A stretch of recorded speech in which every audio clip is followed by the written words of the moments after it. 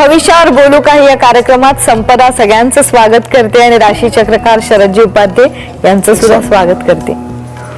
भविष्यावर बोलताना आपण मुद्रा विज्ञानाला सुरुवात केली। मुद्रा विज्ञान हे अतिशय वेगवेगळ्या विभागांनी व्यापलेलं आहे।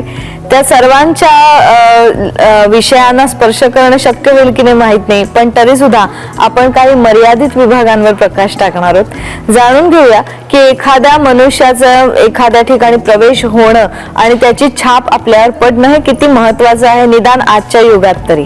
मग ह्याच्यात बांधा हा विषय जर आपण आजच्या चर्चेसाठी घेतला तर तुम्ही कान देऊन ऐकाल, कारण आजच्या समाजाची आणि आजच्या जगण्याची ती मागणी आहे। पण नक्की बांधा म्हणजे ज्योतिषशास्त्रात काय अभिप्रेत आहे हेही जाणून घ्यायला पाहिजे। तसंच आपल्याला शरीराचं जे काही देहयष्टी प्राप्त झाले ते एक इन्फॉर्मेशन चिप सारखी जर त्याच्याकडे पाहिलं तर त्या व्यक्तीबद्दल काय इन्फॉर्मेशन, काय माहिती मिळते हेही बघूया।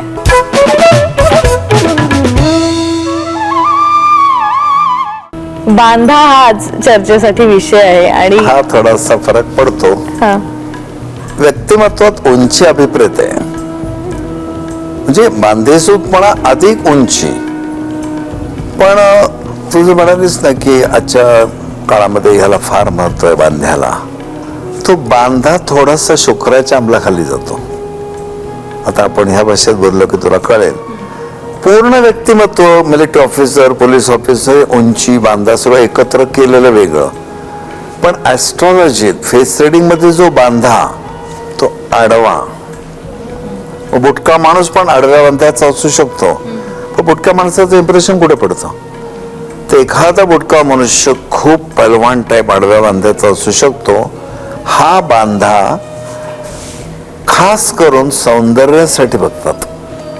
हा व्यावहारिक जो यश आपलं त्याला जे लागते उंची वगैरे त्याच्यासाठी बघत नाहीत। एक धावता आढावा आपण घेऊ। मेष राशीच्या लोकांचा बांधा जेव्हा आपण म्हणतो ना तर ते असे स्थूल नसतात, कर फोरहेड जाणवतं आपल्याला, मसल्स वगैरे मनुष्याच्या चांगल्या आहेत। आणि त्या बांधेसूदपणामध्ये एक सेक्स अपील पुरुषांच्या मध्ये सुद्धा असतं, ते तिकडे जाणवतं। म्हणजे मेषेच्या लोकांचा बांधा हा फार स्थूल नाही पण बऱ्यापैकी खांदे रुंद असलेला।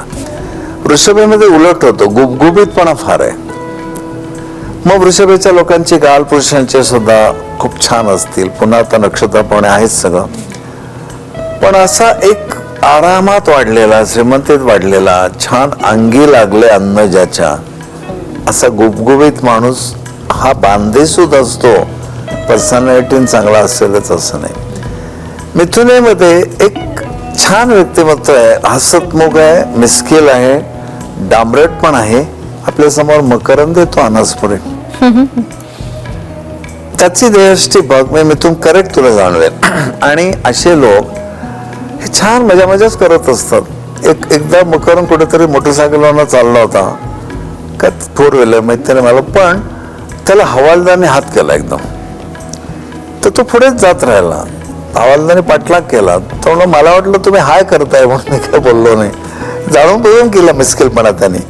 हवालदार पण मूडमध्ये आला, ओळखलं त्याने, हा वेगळा। हा मकरंद बांधेसूद म्हणणार नाही आपण, पण मिथुनवाल्याचा एक छान विनोदाला अभिप्रेत असलेला बांधा त्याच्याकडे। कर्कवाल्यांचं थोडं वृषभवाल्यांसारखं आहे, नितळ कांती आहे, पण कांतिमान आहे राशी ती, आणि आहे अंग काठी बऱ्यापैकी, पण काठी म्हणण्यापेक्षा स्थूलपणा, कारण कर्के ही जठरावर रास पडते। खूप लवकर खाल्लेला ऍब्सॉर्ब करण्याचं त्या राशीमध्ये एक वैशिष्ट्य आहे। म्हणून कर्केमध्ये सुद्धा, कर्केच्या स्त्रिया किंवा पुरुष सुद्धा बऱ्याच आपल्याला जाणवतं, व्यायाम केलेल्या माणसाची छाती पण न केलेल्या पण गुबगुबीत माणसाची छाती, हा फरक काय असतो आपल्याला कळतं लगेच। सिंहेमध्ये काटकपणा आहे, सिंहेचे लोक स्थूल असतील असं पण नाही, फार आडवे असतील असं पण नाही, पण जाणवतं उभा राहिल्यानंतर असं करारीपणा आहे। बांधा करारी असू शकतो, जाणवत आपल्याला। कन्येमध्ये तुला माहितीच आहे, अंगीच लावून घ्यायचं नाही, वेगळंच आहे, म्हणजे असं थोडा बारीकपणा आहे। खूप कृष्ण बांध्याचे लोक, मग मी राशीचा रिप्रेझेंट का देतो लगेच कळेल। हा कृष्ण बांध्याचे लोक चिडचिडे, अंगाला लावून न घेणारे, सारखा कसला ना कसला तरी काळजीचा विषय मनात असलेले असे असतील. तुळेमध्ये बांधा सडसडीत आहे, जी वर्णन निर्णय केले चवळेच्या शेंगेसारखी. म्हणजे एक तऱ्हेचं स्थूलपणाही नसलेलं, बारीकपणाही नसलेलं, पण आकर्षक व्यक्तिमत्व हे तुळेमध्ये येतं. संतुलित, शांत, प्रसन्न चित्त, रसिक, पण बदफेली नाही. वृश्चिकेच्या लोकांचं हाडपेर फारच बांधलं. वृश्चिकेच्या लोकांमध्ये खांदे रुंद जाणवतात, पण त्याच वेळी मसल जाणवतात. त्यात ते जर ज्येष्ठ असेल तर फारच. म्हणजे ज्याचा बांधा आडवा असून मसल्स फार स्ट्रॉंग आहेत, अशा व्यक्तीमध्ये रसिकता कमी आहे. मग आम्ही जेव्हा ग्रामीण सिनेमे बघतो आणि त्या सातारी हिरोवरती जी प्रेम करते हिरोईन, तिला विचारलं तर ती गाण्यात सांगतेच ना, गडी उभा ना आडवा वगैरे ते वर्णन करतातच ते. तेव्हा ज्येष्ठामध्ये खास करून जो बांधा आहे तो तापटपणा दाखवतो, आक्रमकपणा दाखवतो, सहनशक्ती कमी दाखवतो. हे मसल्सचा बांधा असणाऱ्यांचं वैशिष्ट्य. धनुमध्ये सुदैवानी उंची आणि बांधा दोन्ही आहे, पण आपण बांध्यापुरताच विचार करतोय. म्हणून तो धनुवाल्यांचा आडवा बांधा हा एक निश्चयी स्वभाव दाखवतो, हार्डवर्किंग पण दाखवतो. पण त्याचबरोबर त्यांच्या उंचीला साजेसा तो आडवा बांधा असल्यामुळे उंची मायनस करून सुद्धा आपल्या लक्षात येतं ही व्यक्ती खूप प्रयत्नशील आहे, मेहनत करणारी आहे. सावकाश राऱ्या चालणं त्यांना आवडत नाही, पटपटपट काय असेल ते निर्णय घ्यायचे. आता याचा परिणाम काय बरा वाईट तो सगळा नंतर वेगवेगळा बघाच आपण. धनुराशीची सुरुवात मूळ नक्षत्रापासून होते, ते ज्येष्ठा कंटिन्यू होते. म्हणून विभागीय नक्षत्रात गोंधळ होतो, वृश्चिकवाला आहे का धनुवाला आहे. शहाण्याने उगीच काहीतरी शहाणपणा करायला जाऊ नये. तुमची राशी धनु आहे का, तो म्हणतो नाही माझी वृश्चिक आहे, तोंड कशी पडल्यासारखं होतं. त्यापेक्षा बारकावी नक्षत्रांचे बघावेत. मकरेमध्ये फारच रेशनिंग झालंय बांध्याचं. म्हणजे कृष्णबांधा, कृष्ण वर्ण सुद्धा बांध्याला वर्ण कसा मदत करतो आपण बघतोच. हे कृष्ण बांधण्याचं कारण शनी हा खूप कृष्ण ग्रह आहे. शनी हा अजिबात कुठल्याही गोष्टीची वखवक नसलेला, मन जिंकलेला. तुला टेंबेस्वामी महाराज ऐकून माहिती आहे ना, माणगावचे टेंबेस्वामी महाराज हातात दंड घेऊन जे बसतात, ते जे दृश्य दिसतं आपल्याला अतिशय बारीक, शनीच्या अंमलाखाली असलेले, अर्थात आध्यात्मिक बळ त्या भक्तांचा वेगळा होता असे लोक. कुंभेमध्ये वायू आहे, त्यामुळे कर्क आणि वृषभेचा स्थूलपणा नाही, पण जाणवत आपल्याला की एक गॅस्ट्रिक ट्रबल असलेला मनुष्य जसा किंचित पोट सुटलेला, त्यामुळे त्याचा बांधाही आडवाही नाही उभाही नाही, पण स्थूल आहे.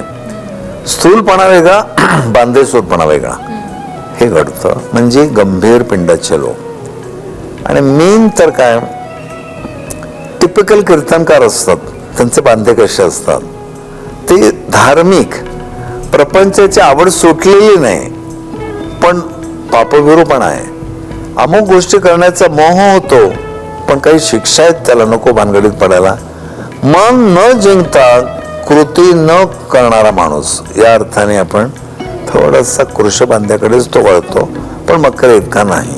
हे मी राशीमध्येच एवढ्यासाठी घेतल्या की राशींचे स्वभाव आपल्या रसिक प्रेक्षकांना पाठ झालेत. हा बांधा ते रिलेट करतील. बरोबर. स्त्री आणि पुरुष यांना काही वेगळे ठोकताळे आहेत का या बांध्यामध्ये? निश्चित आहेत. स्त्रियांच्या बांध्यामध्ये वक्षस्थळांचा फार मोठा भाग असतो. त्यामुळे अमुक स्त्री बांधेसूद आहे म्हणताना किंवा लेखक तिचं वर्णन करताना ब्रेस्टचा विचार पण केला जातो, जो पुरुषांच्या मध्ये येत नाही. म्हणून मी तुला ग्रहांप्रमाणे परत फिरवून दाखवतो. प्रथम स्थान हे बांध्याचं स्थान आहे, आणि प्रथम स्थानात रवी असला समजा एखाद्याचा. आता स्त्री पुरुष हा भेद बाजूला ठेवूया आपण, तू फक्त विचारला प्रश्न म्हणून सांगितलं, दोन बांध्यात हा फरक पडतो.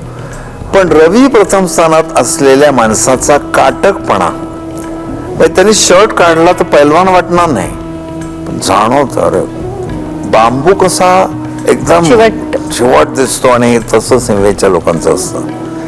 वृषभेमध्ये आपल्याला जाणवतं की खूप स्थूल भटजीचं जेवायला बसले, एवढे बंब, तर आपल्याला जे जाणवतं ना गरगरीत आहेत.